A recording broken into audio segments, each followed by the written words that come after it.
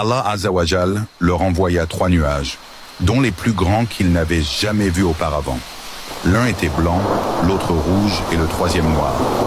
Le peuple fut heureux lorsqu'ils virent tous ces nuages, et ils se précipitèrent vers eux, joyeux en disant « C'est les nuages que nous attendions. Nos dieux ont exaucé nos prières, et la pluie est arrivée qui va irriguer notre terre. » Houd alayhi salam les observait de loin, avertissant son peuple du dur châtiment qui les attendrait. Alors qu'ils étaient rassemblés, leur chef entendit une voix lui disant de choisir l'un de ces 3 nuages.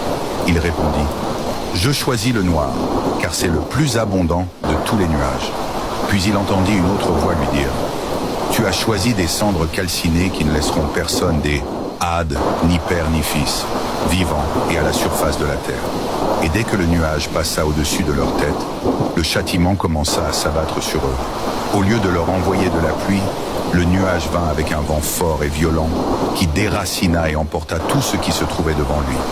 Ils tentèrent de se cacher dans la tranchée, mais ils ne purent le faire, car la force du vent déchira les trous et les tranchées avec tous ceux qui s'y trouvaient.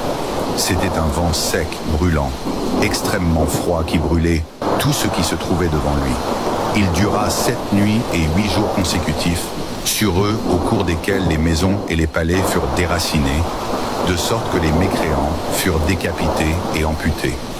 Dieu Tout-Puissant les a décrits dans son noble Coran comme des troncs de palmiers vides, malgré l'énormité de leur corps. Et le châtiment qui les a frappés fut sec, coupé, de sorte que vous voyez les gens qui s'y trouvaient, couchés par terre comme s'ils étaient des troncs de palmiers évidés. Et le peuple d'Ad fut tout détruit, et pas un seul d'entre eux ne survécut. Quant à Houd, que la paix soit sur lui et à ceux qui étaient avec lui, Dieu les sauva du châtiment douloureux. Et ainsi prit fin l'histoire du peuple de Had.